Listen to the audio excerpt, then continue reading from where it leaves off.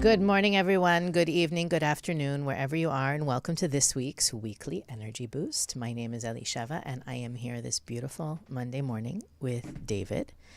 And we are excited to share with you the secrets to becoming a spiritual influencer. I would say that that's what you are, David. Oh, that's very generous of you. The secrets to becoming David Guillaume. All joking aside, the Weekly Energy Boost is a 7-day spiritual weather forecast. And every week we prepare the most powerful and practical wisdom and tools to share with our listeners so that you can take advantage of the energetic broadcast coming through the ether this week. And this week, the emphasis, the focus is really on the power that each individual has to affect their environment, that with their words, with their actions. I think this week more than ever, we are going to be asked to be careful, to be cautious, to be judicious with what we say, how we say it, and really the energy that we bring with us, even into the rooms that we walk into. So what that means is that people may misunderstand you. People may hear what you said backwards. People may judge you because you sent a text that should have been spoken or vice versa. And it's really because the universe wants each one of us, is allowing us, not even once, is creating the space for each one of us to go to the next level in our awareness of how impactful we really are, not to take that power lightly, and to use it to make a difference in the world. She's like, what am I doing over here in the corner? I spilled something on myself. I gave you time to clean it up. Well, thank you for that introduction. To go deeper about what you were talking about, this week expounds upon the energy of evil speech and how often from a place of lack we say words, we say things, we talk out loud because we want energy, right? So if it's complaining, if it's putting people down, if it's putting ourselves down, these words create angelic forces that are vessels for energy. And if it comes from a place of lack, they become destructive and they hurt us. They actually impede our progress in everything that we're trying to do. Often when something you're trying to bring to fruition gets stuck, or it's taking a long time, or there's a lot of people getting in the way, or there's bureaucracy or red tape, something you've been working so hard on all of a sudden comes to a standstill. The deal falls apart. In a relationship, someone gets upset with you for no reason at all. And you're just like, what's going on here? Why are you so angry? A lot of the time, in fact, 95% of the time, this has to do with the negative forces we've created through our words in situations that could have been months or years ago even. They come back. And it says that these forces go and whisper in the ears of the people and inspire them to become our enemy for a moment. Right? Have you ever seen somebody oppose you in such a way where you're like, what's going on here? And then it's just for an hour. And then all of a sudden it goes back to normal. Have you ever walked into the room? Have you ever had a teenager? I was about to go to the marriage point. But have you ever you wait. That's right. That's right. It can be with teenagers. It can be definitely with kids. When there's opposition, all of a sudden there's a lot of opposition. And usually from these negative forces that we've created with our words, they start to come and reveal themselves when we want to go to our next level. So when a person starts to aspire for another level of receiving energy, receiving pleasure, receiving greatness, expansion of the vessel, a lot of the negative forces that we've created through our negative words are awakened. We have to cleanse them in order to go to our next level. Now, if you didn't go to your next level, those negative forces would remain dormant. And that is why you wouldn't be challenged. I've talked about this before. Running for city council versus the mayor versus the Congress versus the Senate versus the governor versus the president, each level you go higher attracts a higher level of scrutiny and ire of the public. People find more about you. And why is it all of a sudden, if you ran for president of the country, people would find more dirt about you than if you ran for city council? It's because there are more negative forces that we've created that become awakened at that higher level. Those negative forces go whisper in the ears of the press and ears of the public and whatever. And that is why now what's the expression? The chicken comes home to roost. Is that the expression? Something comes home to roost. I forgot. It's a great expression. You should Google it. I'll take your word for it. Yes. No, we should do it afterwards and add it to our repertoire of amazing sayings. So the point is that this is the week that we can cleanse or supercharge those forces in a big way. And that's why the title is that being an influencer. It's the way we influence the world is through the creation or the negation of these forces that we create with our mouth. Well, I think that's one of the big challenges with the way society is these days, is that not only is social media a thing, which didn't always exist, certainly didn't exist when the Kabbalists were writing this wisdom, but also the far reaches that we're able to achieve, the reach we're able to have, even if you are just a regular person minding their own business and you post something on social media, you have no idea where it's going to land. And maybe even 50 years ago, if you wanted to make something public, you printed it on a piece of paper and you posted it on a post, right? We're so much more impactful than we ever were as a species.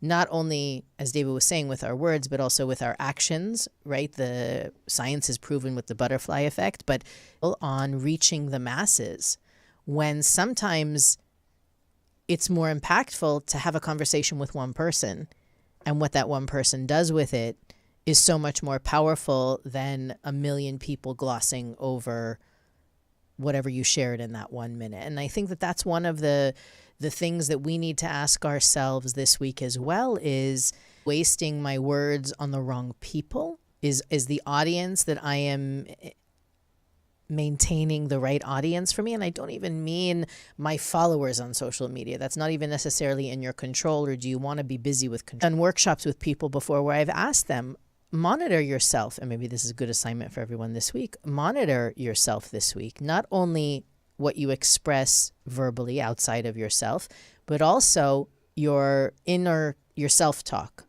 What are the words that you use most consistently? What are the phrases? How do you respond, even internally? Sometimes those words come out of your mouth, but even the phrases, the language that's on repeat in our minds is going to be either building us or destroying us, building around us or destroying those around us. And that's really also another part of the universe's push this week, is how are we using our ability to communicate? One of the teachings that I think is most powerful around this is that even the physical objects in our midst absorb the energy from what we say. So, you may think, okay, well, let's say I go out to dinner and I sit at a table and the couple who was there before me had a fight. I might sit at that table and feel like bad vibes. There's probably a lot of people out there that would agree or attest that they've had a similar experience where they were excited to go somewhere, they got there and they got a bad vibe. We're talking more even dramatic impact or influence on our physical environment, that if there's a room in I don't know if everybody has an office anymore, but there's a room in every office where people go to have tough conversations, right? The conference room, the whatever room where people go to get fired, where people go to have their performance reviews, where people go to whatever. Everybody has that room. Imagine the energy in that room where everybody's getting fired, or imagine the energy in the room where everybody's having their, being criticized, or constructively, of course, but I'm sure that in some places it's not so constructive. Or, we've heard over the last few years so many incidences of abuse or misconduct, right? What happens in a room where misconduct is happening over and over and over again? The Zohar says that literally the walls are diseased and should be destroyed. And so we wonder sometimes why we get locked into those habits or moods. Why am I always in a bad mood when I come home? I've heard people say that before. I leave the house in a great mood. I come home and I'm in a bad mood.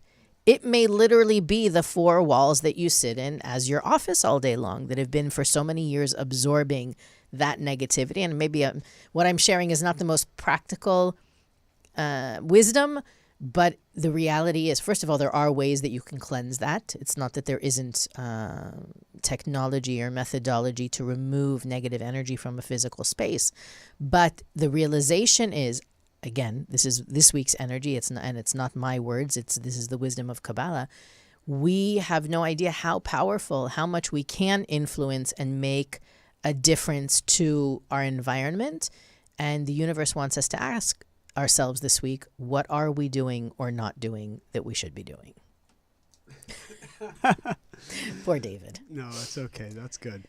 As you were talking, I was thinking about the most powerful energy that we can give off is when we're not upset with other people and we're finding ways to go deep inside of ourselves and resolve that. So a lot of times we carry this burden around of being upset with others, blaming others, and we're not really going deep down inside and talking with the Creator and saying, well, why did you bring so-and-so into my movie? What is this meant to teach me? How can I elevate myself? And it's that very conversation that actually creates this positive atomic energy inside you that shines in around the people around you and the world. And so most people, especially this week, this is the energy that exists. If we don't go deep inside of ourselves and talk with the Creator, we will look outside of ourselves for energy and destruction with our words. So usually when people are talking too much to other people, it's because they're not talking to the Creator enough. That's usually the balance that doesn't happen. If I'm talking about you, if I'm talking with you, if I'm complaining, it's because I'm not taking the time to really sit by myself and talk out loud with the Creator and start to have a dialogue. We've talked about this many a time. The true solution to all of our problems is to take the time and ask the Creator for help out loud, not just in your head. The Kabbalists are clear about this. Your words have to be audible because the audible words become the vessel to hold the energy of the light. And you don't want to silo your problems. If you silo them, you will eventually, your body will have a visceral reaction. You will feel bitterness and you will be passive aggressive. And then eventually that will manifest as negative speech and a whole host of other ways that we lash out at people. So we have to take the time, especially since you're 2 weeks away from this awesome energy of the 15th of Aries, the full moon of Aries, which is the energy that comes from the upper worlds that breaks us free from our addictions. And I think we've talked a lot about this. We'll talk more about it next week. That this is the time where the energy comes in and rips apart from you that which is holding you back. So if you're experiencing a shakeup, if you're experiencing revelations of old negative belief systems that you want to let go of, if you're seeing that you're getting separated from an old partner or a relationship that's been mediocre or toxic, this is actually a very positive thing. This is the universe's way of supporting us, becoming the best version of ourselves. So don't fight it. Go through the pain. Don't react to the pain. Don't complain about the pain. Don't speak bad about other people because you think they are the ones putting you through pain. This is all divinely orchestrated to push you forward to your next level because it's what you've been praying for. You bring up a really important point that I'm not sure I was thinking of when we first sat down this morning. Sometimes people come to you. I don't mean you, David Guillaume. I mean you, human being. Sometimes people come to us and they want to complain. Right. Or they seem like they're asking for advice, but they're not really. They're just venting, or they want to hear themselves talk, as you said before. How do you respond to that? Or how do you know what to respond? What's the process? Respond to what exactly? I'm coming to you and I'm venting. Yeah. Or I'm complaining. Venting about what? Something going on in your own life? Something going on in my own life, not economics, not government, not some outside issue, something personal. I come to you and I dump my stuff on you. Yeah. Are you supposed to give me advice? Are you supposed to help me? How do we? The dumping means that there's a, the dumping is because you're at an impasse where you wanted something, you wanted a next level, whether you're conscious of it or not, and then a corresponding challenge came to help you earn it. And I don't mean like a challenge that has to do with that very thing you want. It could be a challenge that is bringing up some negativity that you haven't dealt with. So spiritually, if you deal with that negativity, you'll be granted access to this new pleasure. So you're at this impasse, and instead of breaking through the impasse and letting go of the negativity, there are forces that are causing you to fight to hold on to the negativity. And that's why the venting is really just a way to get some relief before you push through and break through, and hopefully you do break through. Hopefully you decide to let go. What's the role of the person being vented to? The person that's listening. The person that's listening is a couple of things. One is not to be affected by it. So I think oftentimes we listen to people and then we get lost in it and we become affected by it. But number two, the goal in mind needs to be, well, how do I be a channel for this person so that they never have to go through this problem again? How do I give them the tools, whether I implicitly say that or maybe I say nothing, but energetically they feel it, so that they can become like the creator moving on. I think that's the meditation that we were given from our teachers, because I want to nip it in the bud. I don't want them to feel like they come vent about the same thing over and over again. Well, so you bring up this is really powerful, because I think a lot of people in their family circles, in their social circles, will have one friend coming to them and talking about another friend. Or will even in work, right? You may have somebody who's on your level coming to talk to you about someone else on the team, and what do we do about it? And the concept of being a spiritual influencer is not just about social media, and it's not just about I want my partner or my kids to have more consciousness. It's really in every situation, and I hope I understood you right. We want to elevate and empower and add value in every situation, even if sometimes it means not saying a word and just meditating on it. That's right. So, just because somebody comes to you and says, I have a problem, what should I do about it? That doesn't mean you're supposed to solve it or you need to strategize for them. And sometimes if you don't feel like you're a channel, right, and you feel like maybe you have agenda, or maybe you want to feel good about yourself talking, just say, I don't know right now. Let me think about it. And I can tell you 9 out of 10 times when I do that, like within a day, they figure out what to do. So it's something about also your restriction of not getting involved from your own agenda reveals the energy that solves the problem for them. That also works personally, by the way. I should interject. Sometimes, and I've given this advice and I've taken this advice before, sometimes you are presented with to me it happens a lot with email, because to me email is not a urgent thing, right? When someone's standing in front of you and tells you to jump off a cliff, that is an immediate thing you need to address. But if somebody tells you by email, you don't have to react right away. So the tendency often is to react right away, regardless, to hit reply and to respond with lightning speed fingers. And that's not always the best way to go about it. So what I have found is that, as David said before, restricting, not responding immediately, allowing the situation to take care of itself, or the person to it happens to me at least weekly, where I say, you know what, I want to answer. I'm not going to answer right now, and we'll leave some space for the creator to take care of it. And inevitably, the response comes in a few minutes later, or a day later, or 2 days later. I figured it out, never mind. Or, oh my goodness, it's on my end, I'm sorry. Or, I can't believe I said that, I'm so embarrassed. And it does take care of itself.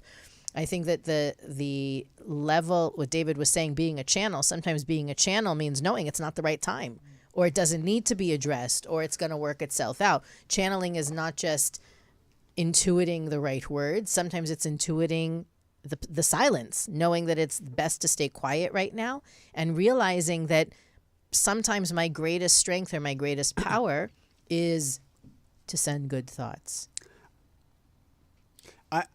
I think it's also, when you say being a channel, people want to know practically, well, what do I feel like when I'm a channel? I want to know, like if this is working. And I think whatever answer I give now will be expired in a couple of years anyway. So but let's just say I need to say what I know now. That I know that for me, if I feel totally disconnected from what I'm saying, and the Kabbalists actually write about this, when it just rolls off your tongue, but you don't feel connected to it, that's when you're being a channel. So you don't think about it. It's just coming out of your mouth almost like someone else is speaking, but there's no emotional charge. There's no attachment to what you're saying. There's no overthinking about it. And you don't even feel rushed to say it. I think that is, have you ever seen in conversations, people are so uncomfortable with the silence that they're like rushing to say things or get things out. It's like, it doesn't matter what the words are. The energy feels that it's not coming from the right place, because if you're talking because you're afraid about what the other person's going to say, not going to say, it's awkward or whatever, then you're not channeling. So well, channeling, you have to not. That's I think the power of pausing.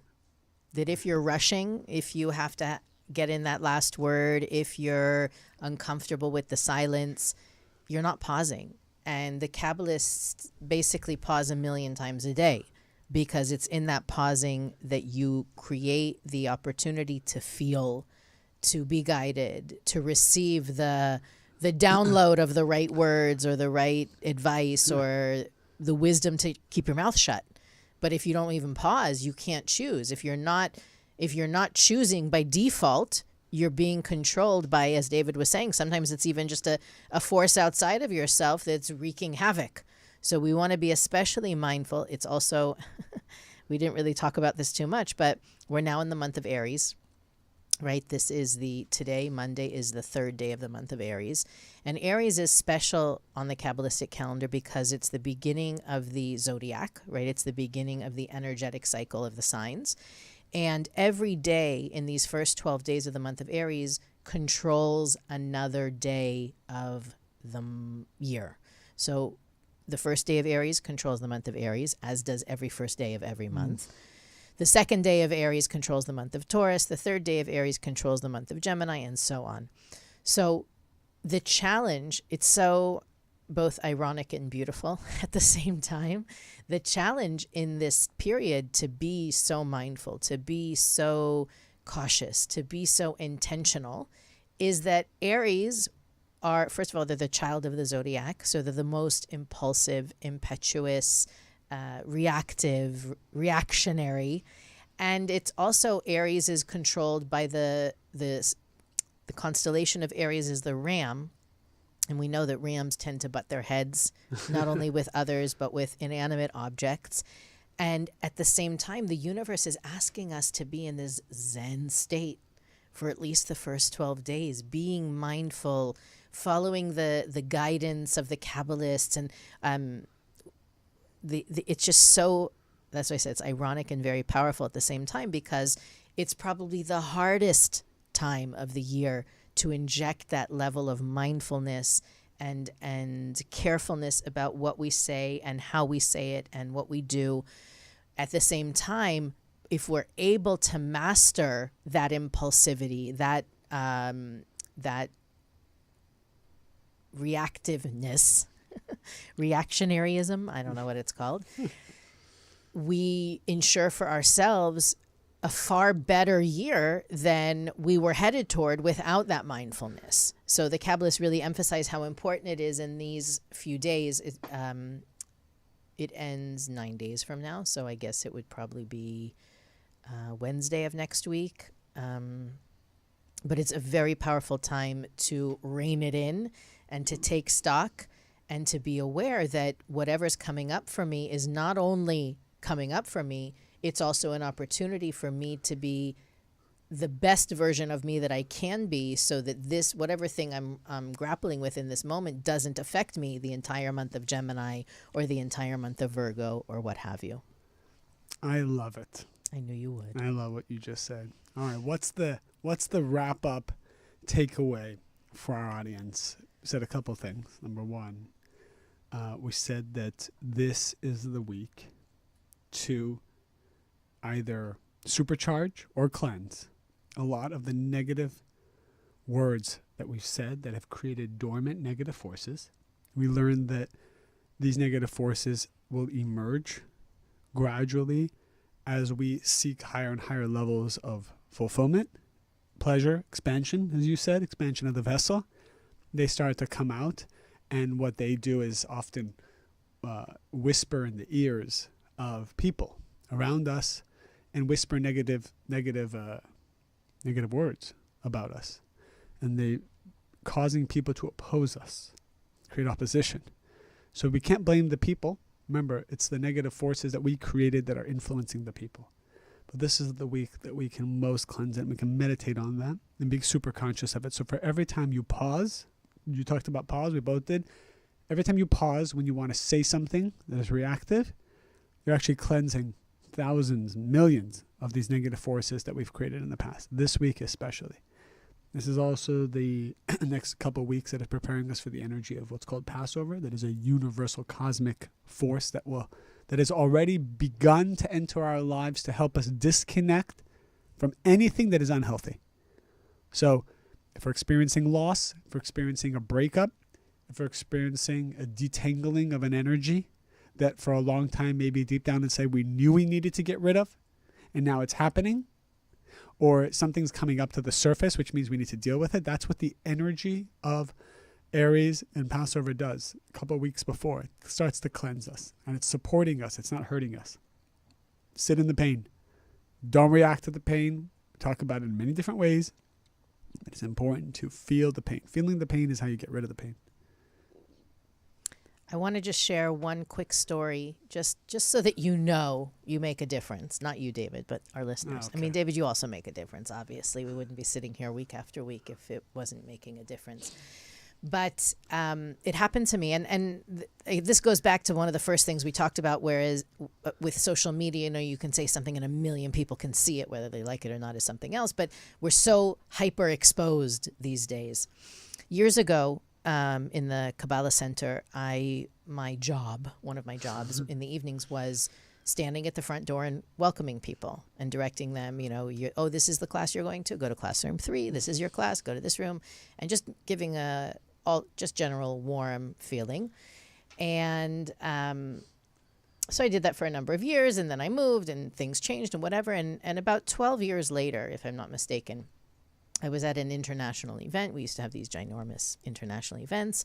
And a guy came up to me and he said, "Elisheva, I have to thank you." And I said, "What for?"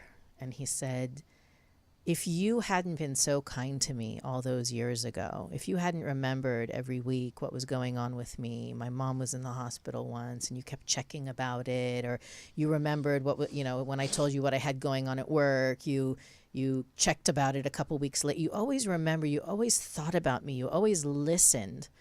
And I wouldn't still be coming if not for you." And I thought to myself, Like, oh, that's so sweet. But then afterwards, I realized I didn't think I was doing anything major by remembering his mom was in the hospital or asking him about the gig he was putting together. I didn't. Back then, I was just trying to be nice and trying to uplift everybody who walked in the door and trying to help them leave behind. You know, they're coming to a spiritual class. They are coming to connect and hopefully get a boost of energy, like in our podcast.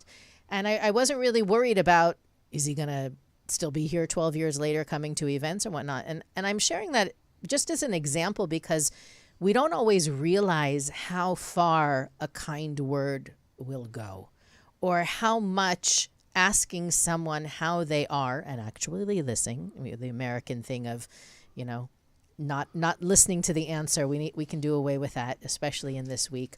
But the idea that we can say things that are so tiny and seemingly inconsequential when in fact they're making all the difference.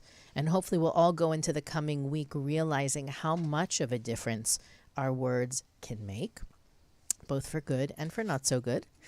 As always, we want to thank everybody for liking, rating, reviewing, and most importantly, sharing. If you are enjoying what you're hearing, please share it. Every week I hear from people from all over the world, and it is so phenomenal to see how far-reaching these words can actually go. You can follow us on Instagram and Facebook at Weekly Energy Boost. You can visit our website, weeklyenergyboost.com, to see what we have going on there. And have a fabulous, spiritually influential week. And we'll see you next time on the Weekly Energy Boost.